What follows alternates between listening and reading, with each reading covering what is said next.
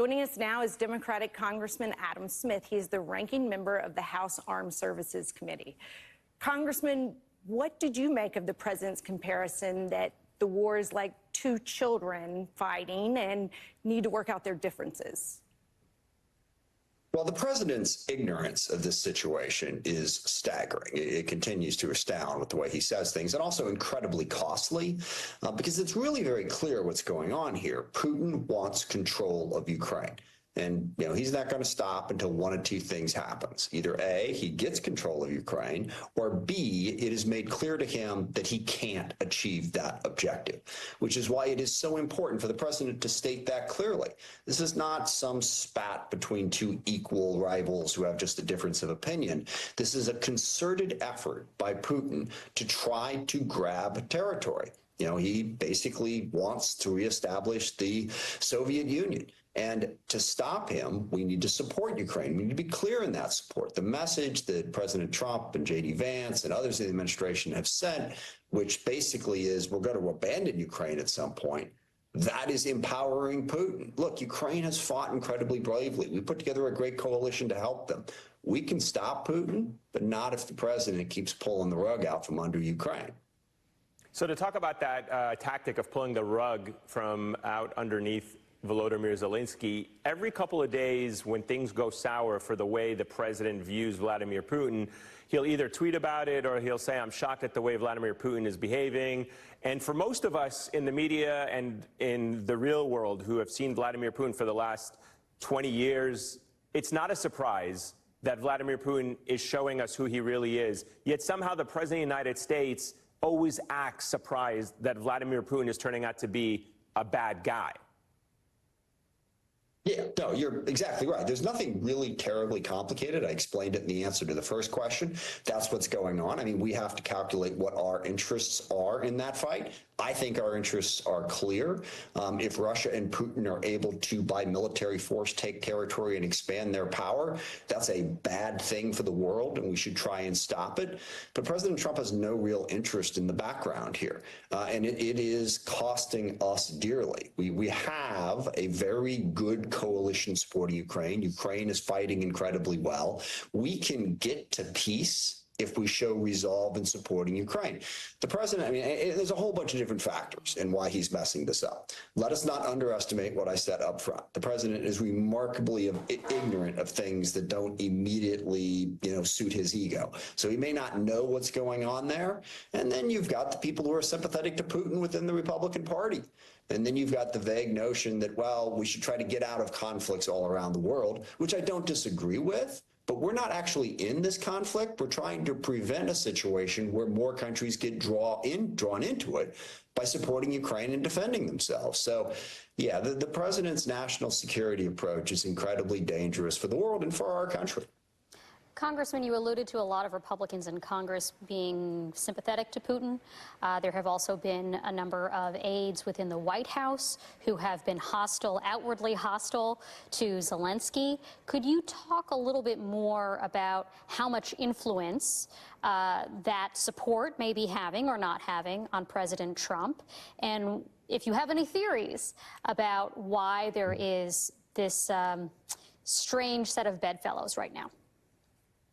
Yeah, first of all, let me make clear, there is a substantial number of Republicans in the House and the Senate who support Ukraine, and they are strong on that. Mike Rogers, the chairman of the Armed Services Committee, my counterpart, very strong supporter of Ukraine, a number of others as well. But then you've got this weird strain within the Republican Party that is sympathetic to Putin as sort of a white Christian nationalist, as he's portrayed himself. Putin, he does a lot of bizarre propaganda about being anti-woke. And then you have people like Marjorie Taylor Greene who are sympathetic to that. How large is that in the Republican Party? I don't know, but it's obviously present. Liz Cheney put it best as the pro-Putin wing of the Republican Party. And I will say this, however large it is, they have a disproportionate level of influence within Trump's MAGA movement. And that is hurting our ability to get to the right policy, even while you have national security leaders in the House and the Senate who agree with everything that we're saying here. They're just not the ones driving the ship at the White House right now, and that's a big problem. Congressman, next weekend on Saturday, Donald Trump is going to host a real boondoggle of a parade that cost about $40 million, celebrating the 250th anniversary of the U.S. Army, which I think we can all agree that's reason to celebrate. But is there any talk of also doing this for the Marine Corps or for the Navy, who also have their 250th anniversary coming up? Or is the cost, and is the cost just not an issue or consideration for this administration? Well, it's the Marine Corps' fault for not sharing a birthday with Donald Trump. I think that's the reason the Army is getting more of the celebration here. And I don't think it's any particular insight on my part to point that out.